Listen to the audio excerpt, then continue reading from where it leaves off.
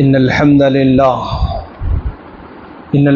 لله نحمده ونستعينه ونستغفره ونعوذ بالله من شرور أنفسنا ومن سيئات أعمالنا من يهده الله فلا مضل له ومن يضلله فلا هادي له وأشهد أن لا إله إلا الله وأشهد أن محمدا عبده ورسوله فأعوذ بالله من الشيطان الرجيم بسم الله الرحمن الرحيم يا أيها الناس اتقوا ربكم الذي خلقكم من نفس واحدة وخلق منها زوجها وبث منهما رجالا كثيرا ونساء واتقوا الله الذي تساءلون به والأرحام إن الله كان عليكم رقيبا.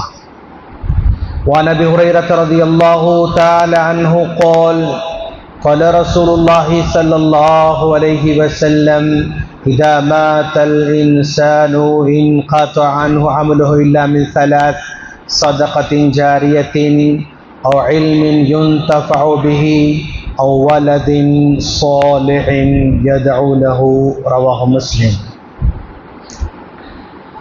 محترم بزرگوں، نوجوان دوستوں، پردہ نشین خواتین اسلام اور میرے چھوٹے بھائیوں، ہر طرح کی حمد و ثنا، بڑائی، بزرگی اسی اللہ رب العالمین کی لائق اور زیبا ہے جس نے ہم تمام کو ایمان جیسی دولت سے نوازا، توحید پر قائم رہنے کی توفیق عطا فرمایا. لاکھوں درود و سلام ہو جناب محمد رسول اللہ صلی اللہ علیہ وسلم پر، جن کو کامل نمونہ بنا کر، اسوہ حسنہ بنا کر ہم تمام کی طرف مبعوث فرمایا. سامعین کرام، آج ہم جس عنوان پر بات کرنے جا رہے ہیں، ہمارا عنوان ہے وقف، اس کی ضرورت، اہمیت اور افادیت. ہم نے اس ٹاپک کا انتخاب اس لیے کر رکھا ہے کہ ہم اخبار میں دیکھ رہے ہیں، پرنٹ میڈیا میں دیکھ رہے ہیں، الیکٹرانک میڈیا میں دیکھ رہے ہیں کہ اس وقت ہندوستان میں مسلمانوں کے جو وقف ہیں، وقف کی جائیداد ہے، وقف کے املاک ہے، اوقاف ہیں، ان کے ساتھ ایسے قوانین بنانے کی کوشش کی جا رہی ہے جن کے ذریعے وقف سے مسلمانوں کا اختیار دھیرے دھیرے کمزور پڑتا جائے گا. وقف کے اندر مسلمانوں کے جو فیصلے ہیں، جو اس میں رد و بدل ہے، جو اس میں مسلمانوں کا اختیار ہے، اس اختیار کو دھیرے دھیرے کمزور کیا جا رہا ہے. ایسے موقع پر جبکہ ہندوستان کے اندر وقف کی ایک بہت بڑی جائیداد، املاک مسلمانوں کے نام پر چھوڑ رکھا ہے. اگر ہم عمومی طور پر ہم دیکھیں، اس وقت ہندوستان میں سب سے زیادہ وقف کے املاک، وقف پراپرٹی ہندوستان میں سب سے زیادہ تلنگانہ کے حیدرآباد میں موجود ہے. ہندوستان کا اگر ہم سروے کریں تو حیدرآباد سب سے پہلا مقام ہے جہاں پر ہمارے آبا و اجداد نے مسلمانوں کی خاطر، امت مسلمہ کی خاطر بڑے بڑے پراپرٹیز کو انہوں نے وقف کر رکھا ہے تاکہ مسلمان قوم اس سے فائدہ اٹھا سکے، غربا اس سے فائدہ اٹھا سکیں، مساکین اس سے فائدہ اٹھا سکیں، مستحقین اس سے فائدہ اٹھا سکیں. یہ ہندوستان میں سب سے زیادہ حیدرآباد میں ہے. حیدرآباد کے بعد یو پی میں ہے، لکھنؤ اور رامپور میں سب سے زیادہ وقف کے پراپرٹیز کو مسلمانوں نے وقف کر رکھا ہے. پہلا تلنگانہ ہے، دوسرا یو پی ہے، یو پی میں لکھنؤ اور رامپور ہیں، اور تیسرا ویسٹ بنگال ہے جہاں پر کلکتہ ہے، اور کلکتہ میں مسلمانوں کی سب سے زیادہ پراپرٹیز وقف کے وہاں پر ہیں. चौथा कर्नाटका है। कर्नाटका में बेंगलुरु सबसे ज्यादा वक्फ का जो है प्रॉपर्टीज हैं। उसके बाद तमिलनाडु है, तमिलनाडु में चेन्नई में जो है वक्फ प्रॉपर्टीज हैं।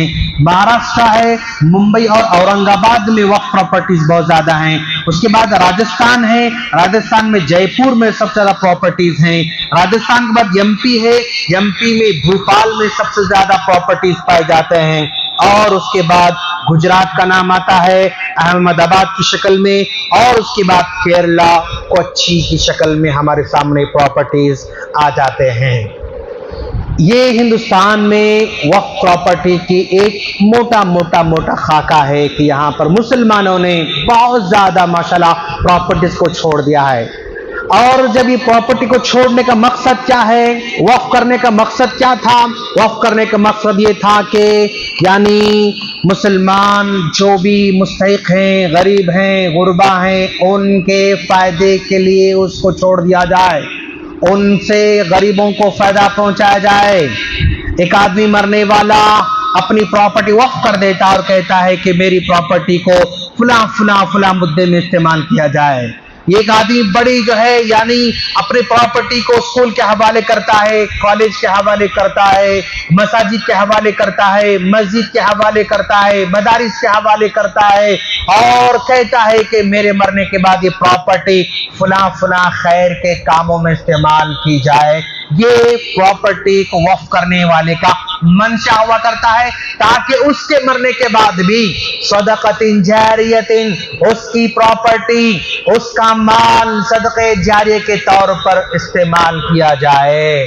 लेकिन जो कानून अब लाया जाने वाला है, उस कानून के अंदर यानी वक्फ करने वाले का जो मंशा है, मान लो ये मेरी प्रॉपर्टी को मैं चाहता हूं कि ये मदरसे को जो है इस्तेमाल किया जाए, ये मेरी प्रॉपर्टी मस्जिद के लिए इस्तेमाल किया जाए, ये मेरी प्रॉपर्टी स्कूल के लिए इस्तेमाल की जाए, मेरी प्रॉपर्टी कॉलेज के लिए इस्तेमाल की जाए, मेरी प्रॉपर्टी जो है नौजवानों के लिए इस्तेमाल की जाए। जो मंशा है उस मंशे को खत्म करके बाद में ऐसा कानून लाने की कोशिश की जा रही है, इसको जो चाहे किया जा सकता है, कैसे भी इसको इस्तेमाल किया जा सकता है। अलगर्ज वक्फ करने वाले का जो इरादा है उस इरादे पर यानी यहाँ पर एक बहुत बड़ा रोक लगाई जाने वाली है, जिसकी वजह से हर जगह वक्फ के बारे में डिस्कशन हो रही है और वक्फ प्रॉपर्टी के बारे में जो है न्यूज आप बार बार सुनते जा रहे हैं। आदमी वक्फ कर रहा है, सदक़े जारी की खातिर कर रहा है, अल्लाह को खुश करने की खातिर कर रहा है, समाजी बहबूदी के लिए कर रहा है और दुनियावी और उखरवी फायदे की खातिर ये आदमी कर रहा है। इस वक्त हिंदुस्तान के अंदर मुसलमानों के वक्फ करदा अमलाक 6 लाख एकड़ जमीन की शक्ल में है। 6 लाख एकड़ जमीन की शक्ल में है। उसमें मदारिस भी उसमें जो है यानी मदारिस तामीर किए गए हैं, मसाजिद तामीर किए गए हैं, दरगाहें भी हैं और जो है स्कूल्स भी हैं, यूनिवर्सिटीज भी हैं, ये सब उसमें शामिल हैं। लेकिन 6 लाख एकड़ की तादाद में इस वक्त मुसलमानों की प्रॉपर्टी है। लेकिन ये 6 लाख एकड़ क्या पूरे के पूरे मुसलमान इसको इस्तेमाल कर रहे हैं? ऐसा नहीं है। क्या इसका पूरा का पर रिकॉर्ड वक्फ बोर्ड के अंदर है? क्या वक्फ बोर्ड के अंदर रिकॉर्ड कागजों में पाया जाता है। हर सूबे का रिकॉर्ड उसके वक्फ बोर्ड के अंदर पाया जाता है। लेकिन मान लीजिए हैदराबाद के अंदर इतनी प्रॉपर्टी मुसलमानों के वक्फ के नाम पे जमीन है, वो जमीन का इस्तेमाल कैसे हो रहा है? बहुत सारी जमीनें ऐसी हो गई कि भाई उस जमीन पर सरकारी इदारों ने अपनी बिल्डिंगें तामीर कर ली। अब वक्फ बोर्ड उसको हासिल करना चाहता है, लेकिन हासिल करने के लिए पेचीदगियां बहुत ज्यादा हैं। मुसलमानों की वक्फ की जमीन पर ये यूनिवर्सिटी कायम है, क्या उसको वापस ले सकती है? क्या लेना इसके लिए मुश्किल होते जा रहा है। इसकी जमीन पर बेशुमार बड़े बड़े अपार्टमेंट्स बनाए गए, उन अपार्टमेंट को हटा के जमीन वापस ली जा सकती? क्या मुश्किल होते जा रहा है। और इसकी जमीन को मुसलमानों ने खुद खुद मुसलमानों ने यानी उसको लीज के नाम पर ले लिया, 100 साल लीज के नाम पर ले लिया। जो रेंट उसको पे करना है, सालों साल उसका रेंट पे नहीं कर रहे हैं। जब सालों साल उसका रेंट पे नहीं कर रहे हैं तो वक्फ के अंदर जो माल हमारा जमा होना है वो जमा नहीं हो सकता। वो जमीन को सवाबे जारिया के लिए इस्तेमाल होना है वैसा इस्तेमाल नहीं हो रही है। और इस वक्फ की जमीन पर मुसलमान भी काबिज हैं, गैर मुस्लिम भी काबिज हैं। मुसलमान जो अंदर बैठे हुए हैं वो लोग बाहर वालों से गठजोड़ करके और बहुत सारा पैसा खा के उसके नाम पे लीज औने पौने दामों में कर रहे हैं। अंदर के ऑफिसर्स बाहर के लोगों से गठजोड़ करके यानी औने पौने दामों में एकड़ों की जमीन वक्फ का मतलब उसको लीज पर दे देते हैं 100 साल तक। ना उसका रेंट टाइम पे आता है, ना रेंट उसके हिसाब से होता है।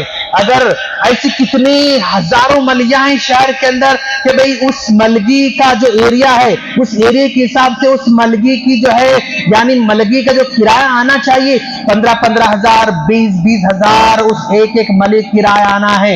लेकिन आज तक भी मुसलमान खुद दुकान में बैठा हुआ है, खुद उसके इस्तेमाल कर रहा है, लेकिन किराया 300-400 रुपए की शक्ल में पे कर रहा है, 500 रुपए की शक्ल में पे कर रहा है। और वो भी 10-10 साल तक वो 500 रुपए भी नहीं दे रहा है।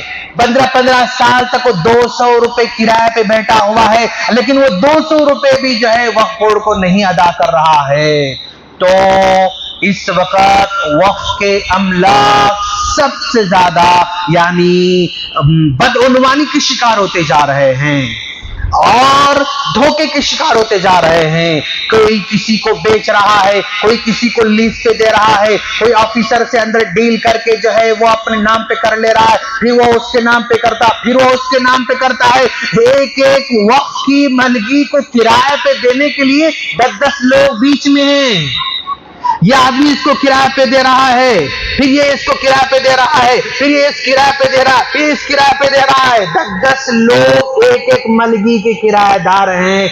आप अंदाजा लगाओ कि भाई उम्मत मुस्लिमा के माल को किस तरह बेदर्दी के साथ खुद उम्मत मुस्लिमा भी यूज कर रही है और गैर तो गैर ही है। उसको हमारे माल से, उसको हमारी प्रॉपर्टी से, उसको हमारे वक्फ से क्या लेना देना है, वो तो बेदर्दी से इस्तेमाल करेगा ही करेगा। अलगर्ज आज यानी ये वक्फ की जो अमलाक हैं, वक्फ की जो प्रॉपर्टी है, अगर सही तौर पर अगर इसको इस्तेमाल किया जाए तो हिंदुस्तान में कोई भी गरीब बाकी नहीं रह सकता, हिंदुस्तान में कोई मिस्कीन बाकी नहीं रह सकता। लेकिन ऊपर बैठे हुए लोगों की बेहिसी, ऊपर बैठे हुए लोगों की बेजमीरी, ऊपर बैठे हुए लोगों की बेईमानी इतने बड़े बड़े प्रॉपर्टीज को औने पौने दामों में या तो लीज पे दे रहे हैं, या तो बेच रहे हैं, या तो फिर जो है रिश्वत खा रहे हैं, या कुछ न कुछ शक्ल में जो है वो सारे के सारी प्रॉपर्टी पड़ी हुई है।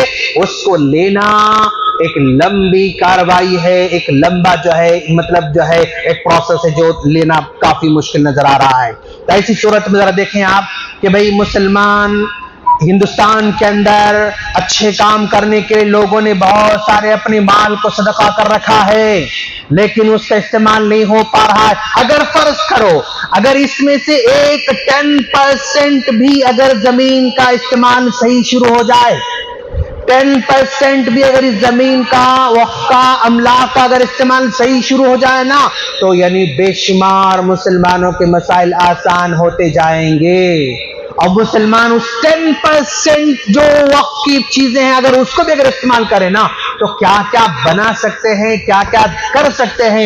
एक छोटा सा प्लान मैंने आपके सामने जो है पेश करना मैं चाहता हूं कि आज अगर वो 10% जमीन का इस्तेमाल भी अगर सही हो जाए तो उस जगह पर हम मदारिस का क़याम कर सकते हैं और स्कूल्स का क़याम कर सकते हैं, यूनिवर्सिटीज का क़याम कर सकते हैं, कॉलेज का क़याम कर सकते हैं, वोकेशनल कोर्सेज का भी क़याम हो सकता है।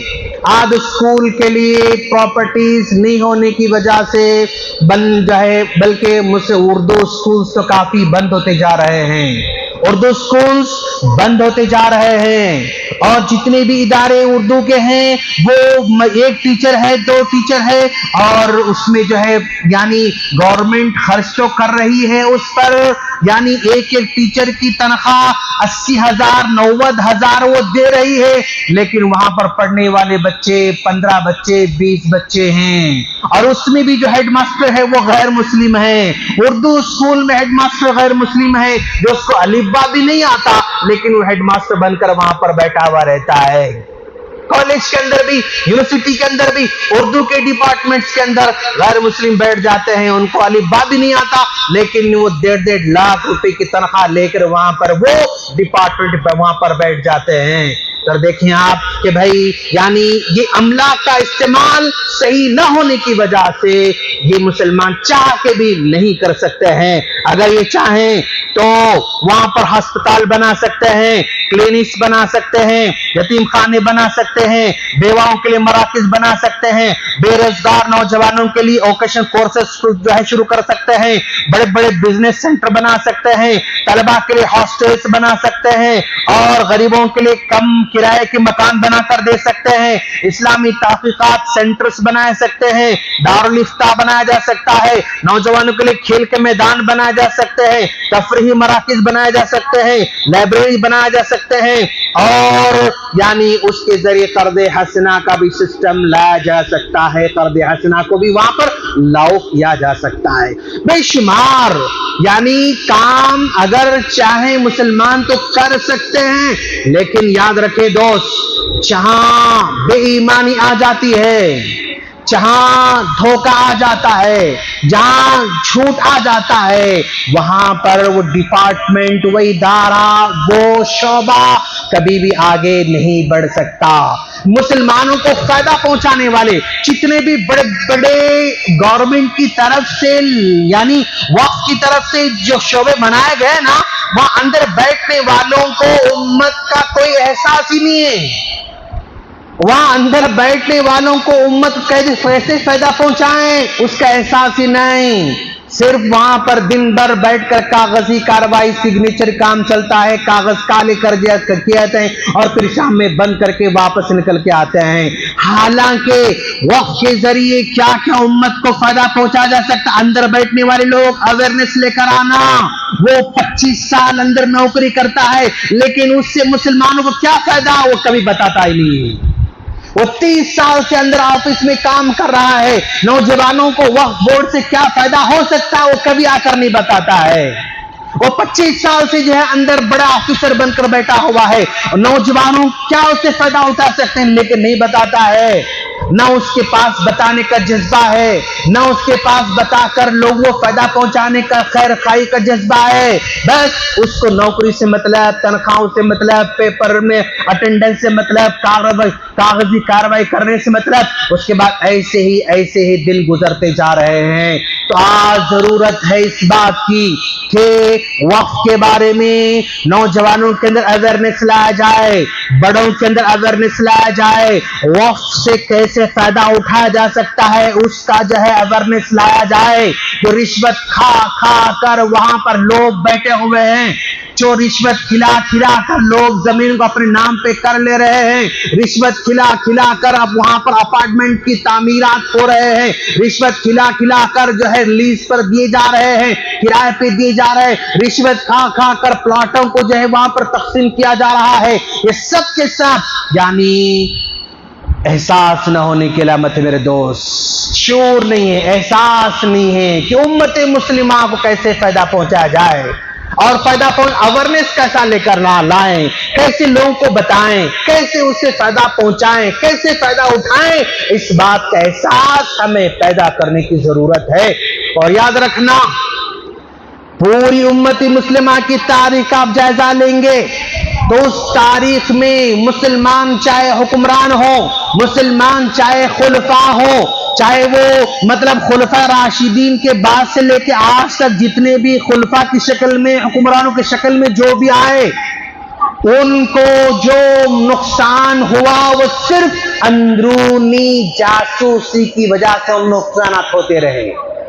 अंदरूनी लोगों की वजह से ही उनको नुकसान होता रहा। कोई मुसलमान बादशाह अगर हार रहा है उसमें कोई गद्दार पाया जाता था।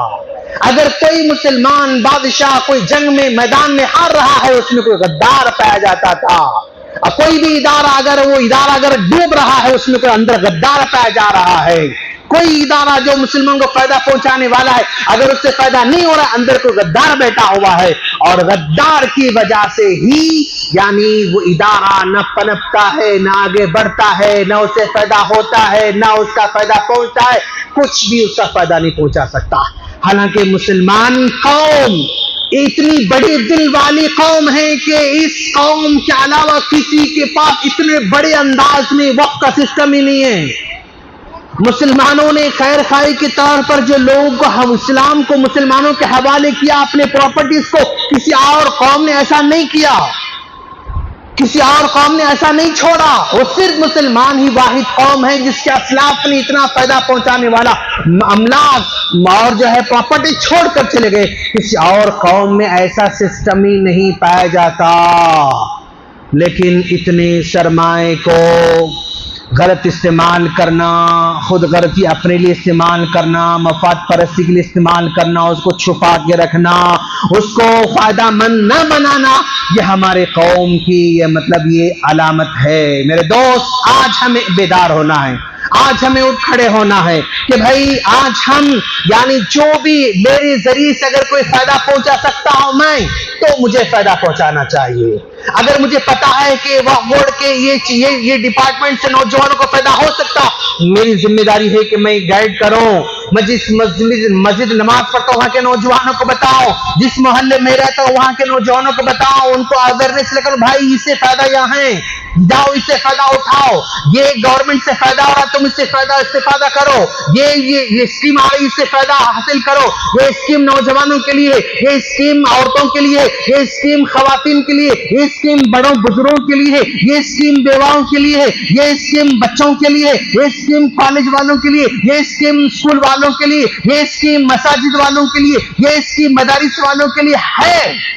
लेकिन उसका एहसास नहीं है, कैसे फायदा उठाना उसको नहीं मालूम, जिसकी वजह से मुसलमानों को बहुत बड़ा सरमाया ऐसे ही गैर मुस्लिमों के हाथों में वो चला जा रहा है, और वो उससे भरपूर फायदा उठा रहे हैं, भरपूर फायदा उठा रहे हैं। तो आज उम्मती मुस्लिमा का जिम्मेदारी क्या बनती है?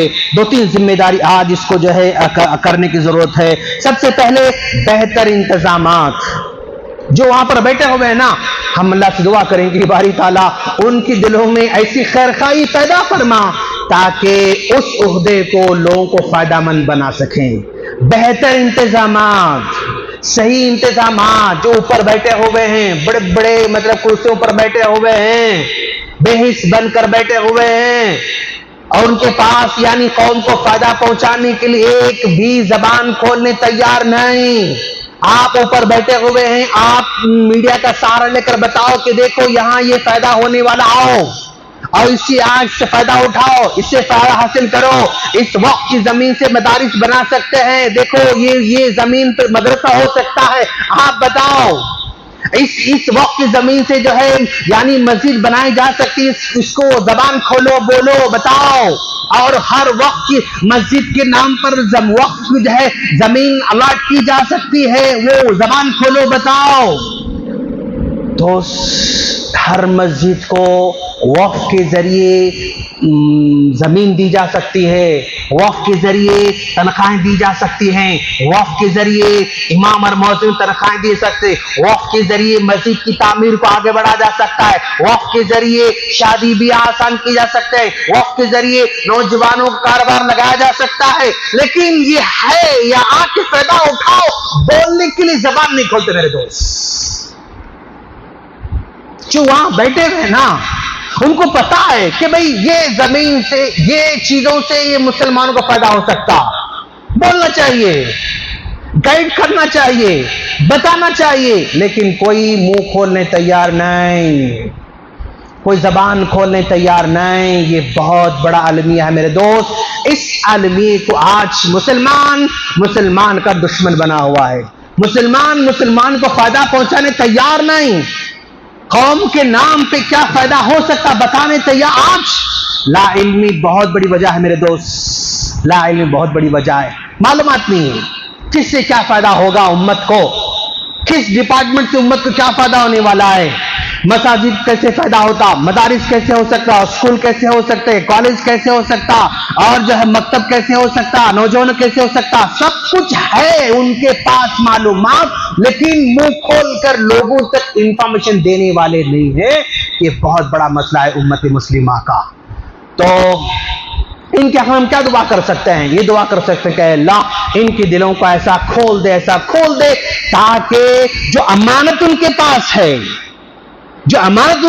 اس امانت سے وہ امانت لوگوں تک پہنچ سکے, لوگوں تک اس کو استفادہ ہو سکے. لا علمی بہت بڑی وجہ ہے میرے دوست. لا علمی یاد رکھو, آج لا علمی میں صرف جو ہے یعنی جو آفیسرز بیٹھے ہوئے ہیں صرف انہی کا قصور مان کے بیٹھیں گے تو ہم بھی غلطی میں ہیں. ہماری بھی غلطی ہے, ہم جاننا نہیں چاہتے کہ بھئی کیا ہے. ہماری خود غلطی ہے کہ ہم جاننا نہیں چاہتے, پہچاننا نہیں چاہتے اور استفادہ کرنا نہیں چاہتے, ہم آگے بڑھنا نہیں چاہتے. یہ ہماری بھی غلطی ہے. اور جو آدمی لا علم ہے وہ قدم قدم پر نقصان اٹھا سکتا ہے میرے دوست, یاد رکھنا. آج یعنی اتنا بڑا سرمایہ ہے, اتنی بڑی پراپرٹی ہے, اتنا بڑا مال ہے, اتنا بڑا پیسہ ہے, لیکن فائدہ نہیں اٹھا رہا. کیوں؟ ہم کو اس کے بارے میں پتہ ہی نہیں ہے. ہم اس کے بارے میں جاننا بھی نہیں چاہتے ہیں, اس کے بارے میں معلومات کرنا بھی نہیں چاہتے ہیں. غلطی ہماری بھی ہے, اور ہماری لا علمی کی وجہ سے لوگ ہم سے فائدہ اٹھانے بیٹھے ہوئے ہیں. ہماری لا علمی کی وجہ سے لوگ ہمارے سرمایے کو چھیننے تیار بیٹھے ہوئے ہیں. ہر قدم پہ آپ کی اور میری لا علمی کا فائدہ اٹھانے لوگ بھائی تیار بیٹھے ہوئے. موٹی مثال میں دینا چاہتا ہوں, یہ فون میں اس میں خرابی کچھ ہوئی, اگر میں بنانے جانا چاہتا ہوں تو میری لا علمی کا پکا مجھے نقصان ہو سکتا ہے. بھائی اس میں گیا پارٹ مطلب 15 روپے کا 20 روپے کا پارٹ گیا تھا, لیکن میری لا علمی کی وجہ سے وہ 200 بول سکتا ہے, 300 بول سکتا ہے, 500 بول سکتا ہے, 1000 بول سکتا ہے. میری لا علمی کی وجہ سے اس کے اندر کوئی پارٹ 1000 کا گیا, ٹھیک ہے اوکے, لیکن وہ 10,000 بول سکتا ہے. بھائی یہ 10,000 کا پارٹ ہے, 10,000 کا پرابلم ہے, لا علمی کا فائدہ اٹھا سکتا ہے. اس کا کام صرف جو ہے 300 کا تھا اور وہ کہتا ہے کہ بھئی تم کل لاؤ, تو ایک دن تک اپنے پاس رکھتا ہے, رکھ کے فلاں پرابلم تھا, اس کا جو ہے 6,000 اس کا بل ہوا بول سکتا ہے وہ. اور آپ میں 6,000 پے کر کے میں شکریہ بھائی میرا فون اچھا کر دیا بول کے آ جاتا ہوں میں. سمجھا؟ میری لا علمی کا فائدہ اٹھانے کے لوگ بیٹھے ہوئے ہیں. تو ہر قدم پہ, ہر میدان میں, ہر فیلڈ میں, ٹیکنالوجی کے فیلڈ میں, میڈیکل کے فیلڈ میں, بزنس کے فیلڈ میں, زمینوں کے فیلڈ میں, کنسٹرکشن کے فیلڈ میں, کسی بھی فیلڈ میں آپ دیکھو ہماری لا علمی کا فائدہ اٹھانے کے لوگ تیار بیٹھے ہوئے ہیں. اب ہمارا کام ہے کہ ہم لا علم نہ رہیں, ہم دیکھو بن کر نہ رہیں, ہم دیکھو بن کر سامنے والے کو اپنی چیزیں حوالے نہ کریں. ہمیں بھی سمجھدار ہونا ہے, ہمیں بھی علم حاصل کرنا ہے, معلومات حاصل کرنا ہے, جاننا ہے یہ ہے تو کیسا ہے, یہ ہے تو فلاں کیسا ہے, جانکاری حاصل کرنا ضروری میرے دوست. تو بہتر انتظامات کے ذریعے ان مسائل کو حل کیا جا سکتا ہے. اور اسی طرح یہاں پر جال سازی تو ہو اتنی باتیں لکھ کر لایا ہوں میں, کیا کروں کیسے سنا, آپ لوگوں کو سمجھ میں نہیں آتا ہے. جال سازی کیسے ہو رہی ہے عمارتوں کی تعمیر میں, کرایہ دینے میں, کرایہ بڑھانے میں, کرایہ جعلی کاغذات تیار کرنے میں, جعلی لیز بنانے میں, غیر قانونی فروخت کرنے میں. ہر قدم پہ وقف کا ڈپارٹمنٹ زخمی چور ہو چکا ہے میرے دوست. ابھی اس کو کوئی ایسے آدمی کھڑا کرے جس کے دل میں امت کا درد ہو, وہ آئے اور آ کے ہو سکتا اس کے ذریعے اللہ تعالیٰ جو ہے کام لے سکتا ہے. ایک آدمی بھی بہت کچھ کام کر سکتا ہے, بس وہ اللہ ایسے آدمی کو چن لینا ہے جس کے دل میں امت کا ڈر ہو, امت کا خوف ہو، امت کے مستقبل کی فکر ہو. جو دھوکے جال سازی ہو رہے ہیں وہ غلط ہے، زبان کھول کے بولنے والا ہو.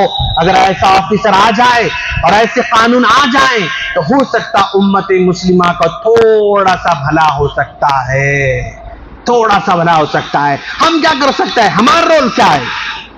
شیخ یہ ساری باتیں ہم نے سن لی بھائی، یہ پرابلم آپ سے بڑھ کے ہم کو معلوم ہے پرابلمز کیا کیا ہیں. آپ بول سکتے ہیں بالکل ہے کہ مجھ سے زیادہ معلومات آپ کو ہیں کہ بھائی کہاں کہاں پرابلمز پائے جاتے ہیں. کریں گے کیا کریں گے ہم؟ اب ہماری سب سے پہلی ذمہ داری یہ ہے کہ بھائی ہم سب سے پہلے دعا کریں گے کہ جو قانون لایا جا رہا ہے، جس قانون کے ذریعے مسلمانوں کے اختیارات کو یعنی کالعدم کرنے کی کوشش کی جا رہی ہے، اس قانون کو اللہ روک دے اور وہیں پر جو ہے قانون بنانے والوں کے دلوں میں اللہ رحم پیدا فرمائے، ان کے اندر ہدایت نصیب فرمائے. اس کی ہم دعا کریں گے انشاءاللہ. کیوں؟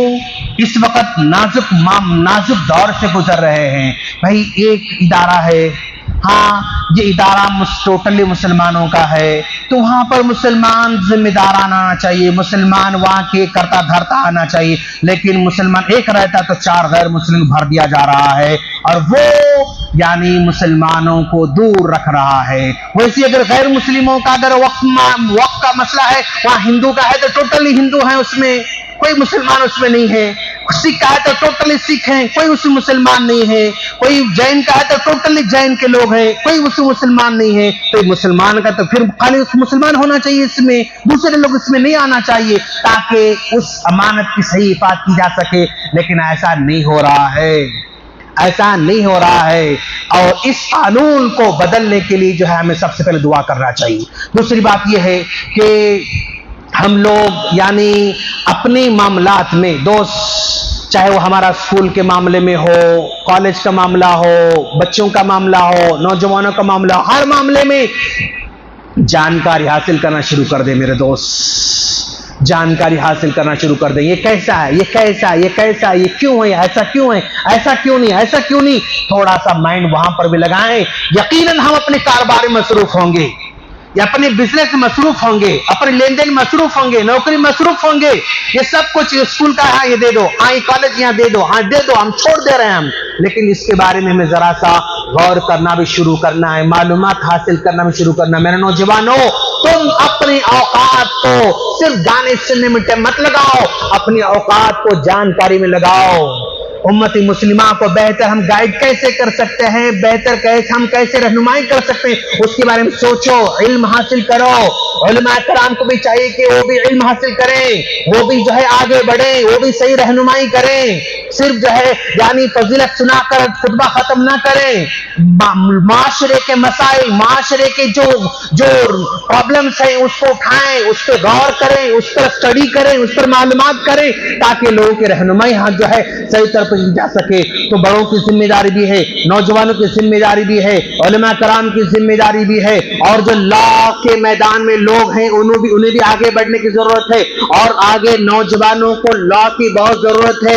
اپنے نوجوانوں کو لائر بنائیے، وکیل بنائیے، اچھے عہدے پہ اس کو لے کر جائیے. آج آپ بڑے بڑے کاروبار میں لگے ہوئے ہیں تو کسی نہ کسی وکیل سے ٹچ میں رہیے.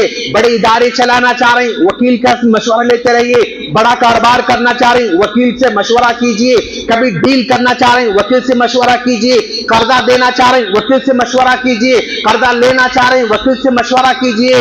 پیسے آپ پارٹنرشپ میں کام کرنا چاہ رہے ہیں، وکیل سے مشورہ کیجئے. ہر چیز یعنی لکھائی پڑھائی کے انداز میں، اویئرنیس کے انداز سے ہمیں کرنا ہوگا. باہر سے آئے الو بنا دیا، آپ کو 5 لاکھ روپے لگا دیے، 10 لاکھ لگا دیے، 15 لاکھ لگا، 20 لاکھ لگا دیے. اس کے بعد آپ نے لکھائی پڑھائی کام صحیح نہیں کیا تھا، آپ اندر ہو جاتے ہیں اور ہم اندر ہو جاتے ہیں. میرے دوست، آج یعنی جانکاری کا دور ہے. لا علمی والا ڈوبنے والا ہے، لا علمی والا نقصان اٹھانے والا ہے، لا علمی والا یعنی خسارہ اٹھانے والا. یہ مان کے چلے قدم قدم پہ آپ کو نقصان پہنچانے کے لوگ انتظار میں بیٹھے ہوئے ہیں. اللہ سے دعا ہے اللہ ہم تمام کو جو کچھ املاک ہیں، پراپرٹیز ہیں وقف کے شکل میں، ان کو صحیح استعمال کرنے کی توفیق عطا فرمائے، امت مسلمہ تک صحیح رہنمائی کرنے کی توفیق عطا فرمائے، امت مسلمہ کو صحیح فائدہ پہنچانے کی توفیق عطا فرمائے، اور جو قانون مسلمان نقصان پہنچانے کے لیے بنائے جا رہے ہیں باری تعالیٰ ان قانون کو روکنے کی توفیق عطا فرمائے، اور نوجوانوں کو دین سے محبت کرنے کی توفیق عطا فرمائے، مسجد سے جڑنے کی توفیق عطا فرمائے۔ باری تعالیٰ تو ہمارے مساجد کی حفاظت فرما، ہمارے اوقاف کی حفاظت فرما، ہمارے مدارس کی حفاظت فرما، ہمارے مساجد کی حفاظت فرما، ہمارے ماؤں بہنوں کی حفاظت فرما، نوجوانوں کی حفاظت فرما، بڑوں کی حفاظت فرما، بزرگوں کی حفاظت فرما، قرض کی بلا سے محفوظ فرما، سود کی بلا سے محفوظ فرما، شراب سے محفوظ فرما، کھٹکے سے محفوظ فرما، جنک فوڈ سے محفوظ فرما، ہر نقصان پہنچانے والے سے محفوظ فرما۔ آمین۔ وآخر دعوانا الحمدللہ رب العالمین۔